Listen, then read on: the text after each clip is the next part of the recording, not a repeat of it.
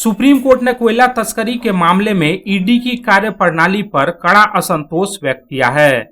Supreme court के न्यायमूर्ति विक्रम नाथ, न्यायमूर्ति संदीप मेहता और न्यायमूर्ति विजय बिश्नोई की पीठ ने मंगलवार को इस मामले की सुनवाई के दौरान केंद्रीय जांच एजेंसी ईडी की मंशा और जांच की धीमी गति पर गंभीर सवाल उठाए।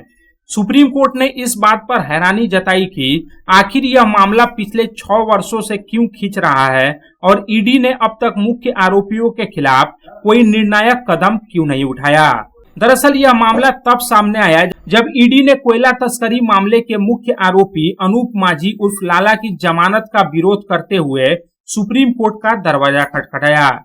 ईडी के वकील ने तर्क दिया कि अनूप माझी उर्फ लाला लंबे समय तक फरार था और बाद में निचली अदालत में आत्मसमर्पण कर जमानत हासिल कर ली। ईडी ने इसे देश की संपत्ति की लूट और एक बड़े वित्तीय घोटाले का हिस्सा बताया जिसमें कई प्रभावशाली लोग शामिल हैं। हालांकि सुप्रीम कोर्ट ने ईडी की इस दलील को आड़े हाथे लेते हुए पूछा कि जब ईडी के पास पर्याप्त समय था तो उसने आरोपियों को हिरासत में लेकर कड़ी कार्रवाई क्यों नहीं की। सुप्रीम कोर्ट ने तल्ख टिप्पणी करते हुए कहा कि ईडी की जांच का तरीका काफी बिखरा हुआ और ढीला नजर आता है, जिससे ऐसा प्रतीत होता है कि ईडी ने इस संवेदनशील मामले को गंभीरता से नहीं लिया।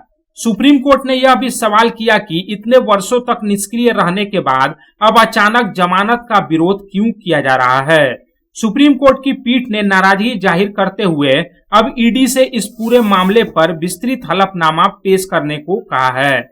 गौरतलब है कि कोयला तस्करी के इस बड़े मामले में अनूप माझी उर्फ लाला के साथ साथ कई नेताओं के नाम भी जुड़े होने का दावा ईडी ने किया है।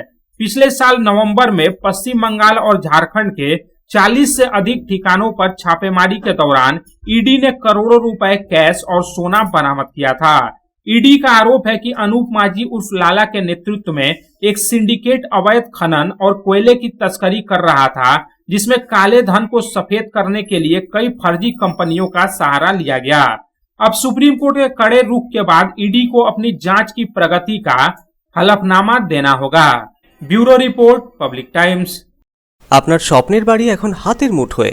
বাঁকে বিহারী ধাম 2 নম্বর জাতীয় সড়কের পাশে গোপাল মাঠের মোহনপুর মৌজায় এই পরিবেশ বান্ধব 150 বিঘের টাউনশিপে থাকছে নানান ধরনের প্লট, থাকছে ডিউপ্লেক্স, বাংলোর উপযোগী প্লট। বাঁকে বিহারী ধামের আবাসিকদের জন্য থাকছে jogging area, swimming pool, garden, মন্দির, ক্লাব হাউস, হাসপাতাল, কমার্শিয়াল মার্কেটের মতো অত্যাধুনিক সুযোগ সুবিধে।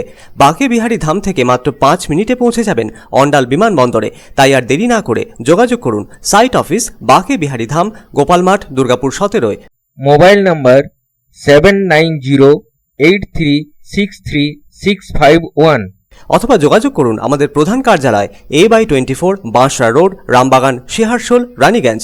Mobile number 7908363651